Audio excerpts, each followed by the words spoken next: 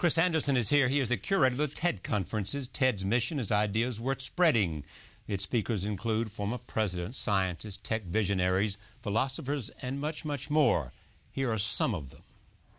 Now, malaria is, of course, transmitted by mosquitoes. I brought some here so you could experience this. We'll let those roam around the auditorium a little bit.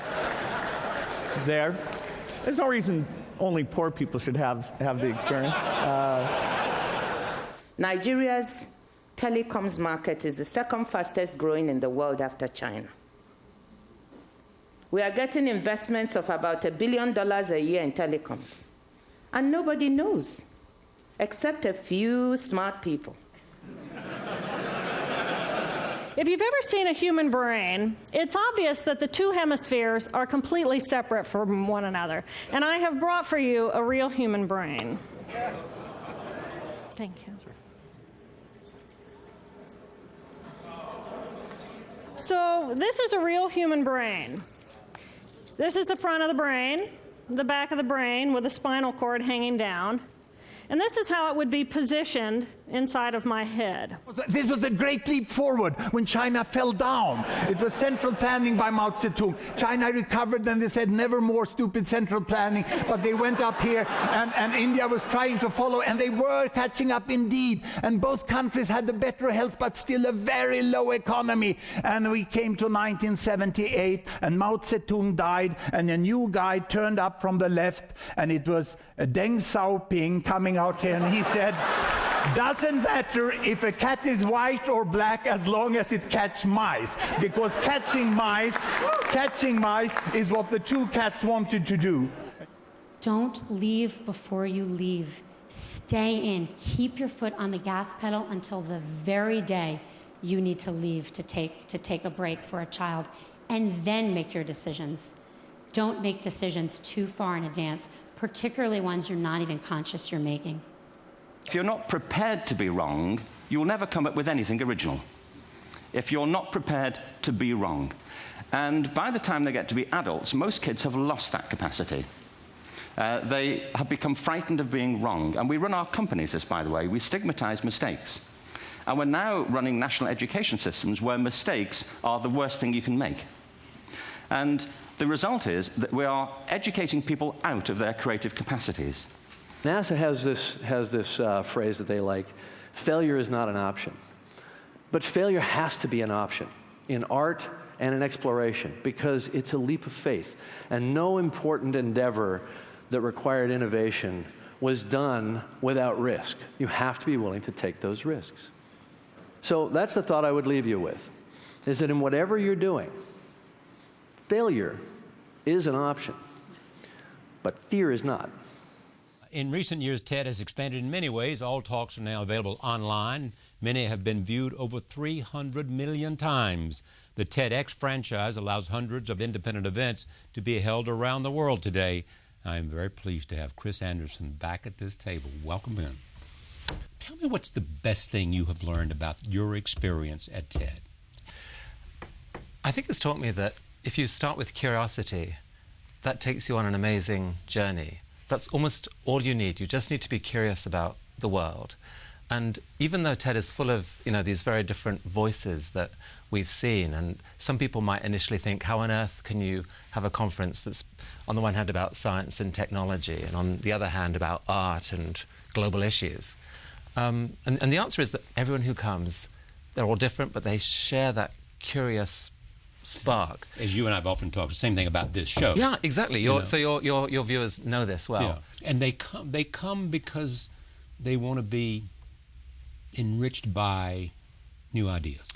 I think they just initially come just to learn and just to it's a thrilling thing to hear a great architect explain their vision, or to see some scientist really show you why it is that they've been passionate about this funny little creature for 30 years. So it just starts there, but over several days, when someone immerses themselves in the conference, they start to see connections between these different things. And that's where this sense of possibility... Can you give an example of that, how that works? Well, Deborah Gordon a few years ago gave a talk about ants. She's obsessed with ants, and she talked about. So is E.O. Wilson. Well, indeed, and he also has spoken. But she spoke about how this mystery about ant colonies and how even though ants are exactly the same, a colony with 30,000 ants behaves completely differently from a colony with 5,000 ants. Why? And she talked about how emergent behavior happens, that from these same units behaving individually the same, the system itself changes dramatically. And then suddenly in her talk, she points out that this may help explain how brains work and how these funny little neurons, manage to suddenly invent selves and create this sense of self that we all have. So from ant colonies to a brain. So designers are inspired by scientists, scientists are inspired by designers, and so it goes. So you also learn new connections too. Yes, I mean we spend most of our lives doing one thing and trying to do it well. Living in silos. That's what we've been taught to do. You've got to be good at that one thing, and the piece that we've forgotten there is that all of knowledge is connected, and that you don't really understand until you can kind of emerge from your trench and see how what you do connects to what all these other people are doing. Why did you buy this in the first place? I fell in love with it. I first went in '98, and I thought I'd come home. I thought finally I found a group of people who don't mind, talking about crazy ideas. And you were at that time a successful entrepreneur. I was a magazine publisher and a media entrepreneur, so I fell in love with it, and I noticed just how much passion there was there. By the end of 4 days, you had this group of influential people. At the time it was just a single annual conference. 800 people were telling me things like, "This is the highlight of my year," and this is my brain spa. This kind of has changed my life. And I'm this thinking, is my brain spa. Yeah. And I'm thinking, that's unusual. I don't often hear that. And so it felt like in that room at the end of 4 days, there was this extraordinary sense of inspiration. It felt special. So I kind of fell in love with it personally. And as a media person, it felt like there was something there. When you see passion like that, it's a hint that there is potential. And so for the last, I bought it, I put it into a non-profit organization instead of for-profit. And the journey over the last 13 years has been trying to figure out how to let that passion and inspiration and learning, I suppose, get out into the world. And what has the presence online taught you? It's taught me that when you give something away, sometimes it's the very smartest thing you can do. People pay $6,000 to come to TED, and when we first started thinking about giving the talks away for free on the web, a few people thought we were crazy, that we were giving away the crown jewels. But as the world interconnects, those rules about giving away are kind of changing. That it turns out that there's huge power to give something away, because in an interconnected world, it can then spread like wildfire across the web. And so far from killing the demand for the conference, it actually increased the demand for people to come and attend. And more to the point,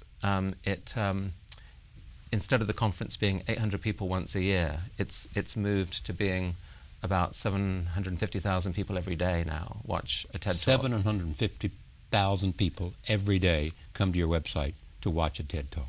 That's right. And you and I've talked about this before. They're all 18 minutes. Or less. Or less. Did you come to that conclusion, or was that part of the thing that you saw when you got there?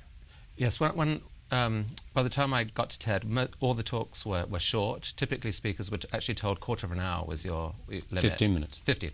And I kind of learned in my first year that 15 minutes was often interpreted as 20 or 25. And so the 18 initially came in as just an attempt to be more precise.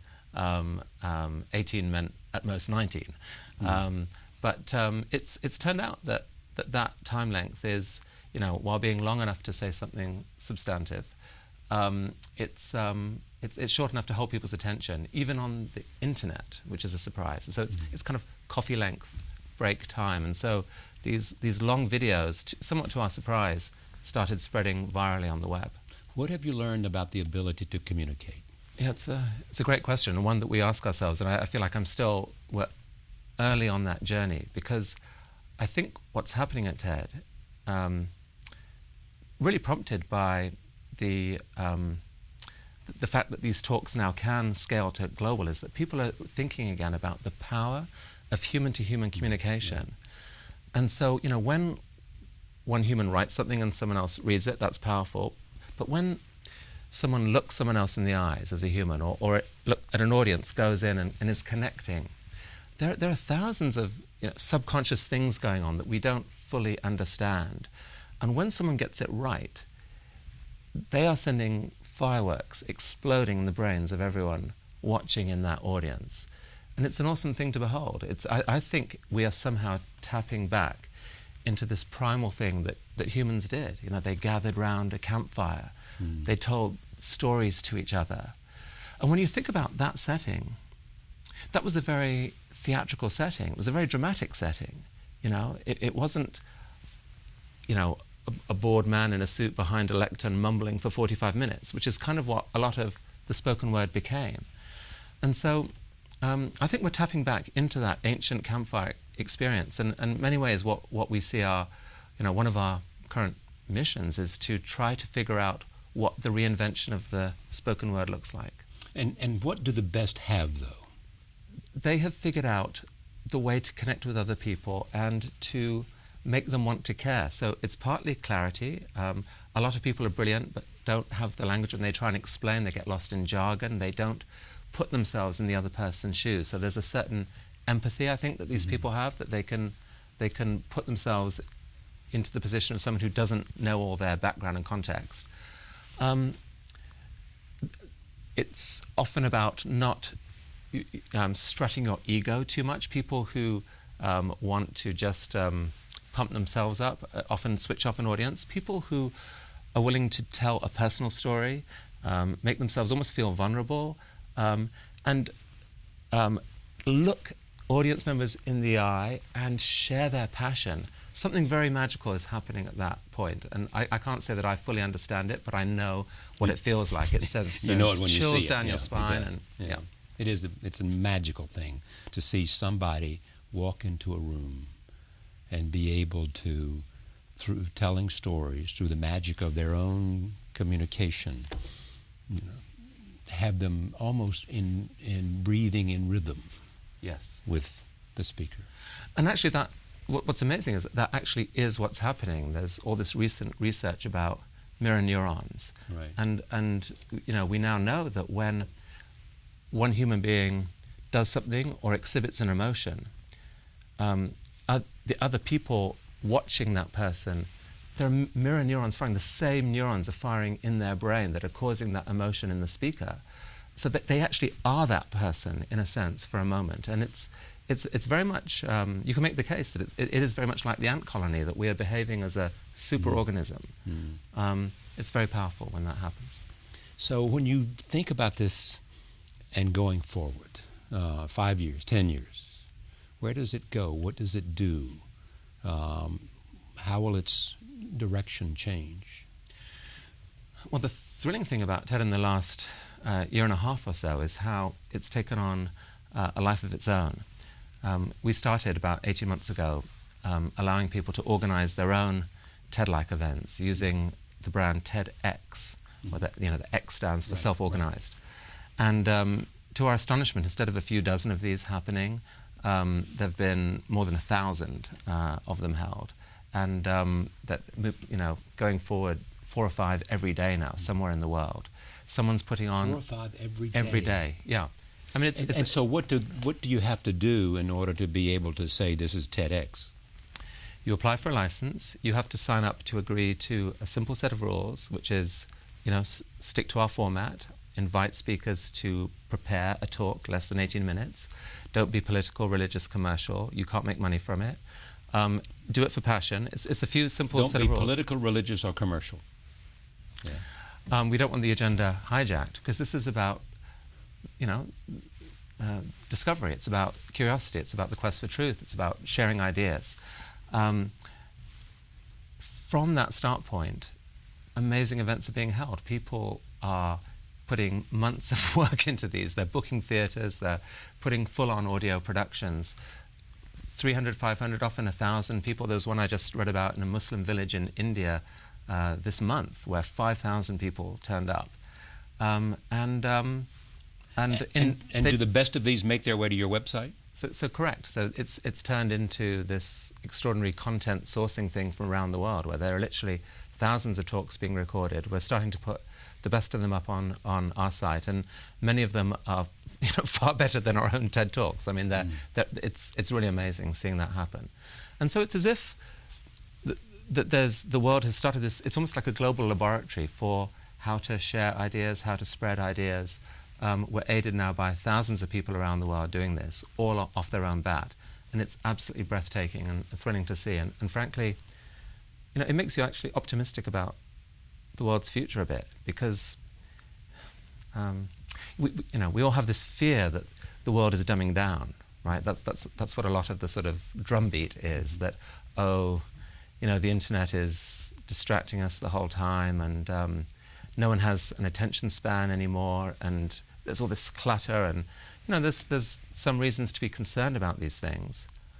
But at the same time, there's this other story of thousands and thousands of people around the world willing to go to huge lengths to meet with each other, to think, to learn, to dream. I find that really exciting. Tell me the story of Hans Rosling. Is that his name? Hans Rosling. Yes. Yeah. So he's a brilliant professor of public health, Swedish professor of public health, who has found a unique way to communicate, what most people would think of as turgid data into incredibly compelling animated graphs that within a few seconds really reshape your mental picture of the world.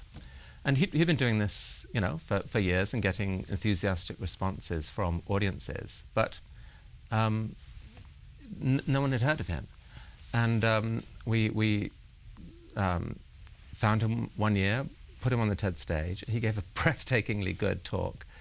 And when it went up on the web, within a few months, it had been seen by hundreds of thousands of people, and it's now been seen by something like 5 million people. And I think he would tell you it kind of changed his life. He walks into a room now and gets a standing O before he's even put anything on the table. And it's that to me is thrilling, that there's a prospect in this age of creating a different kind of celebrity.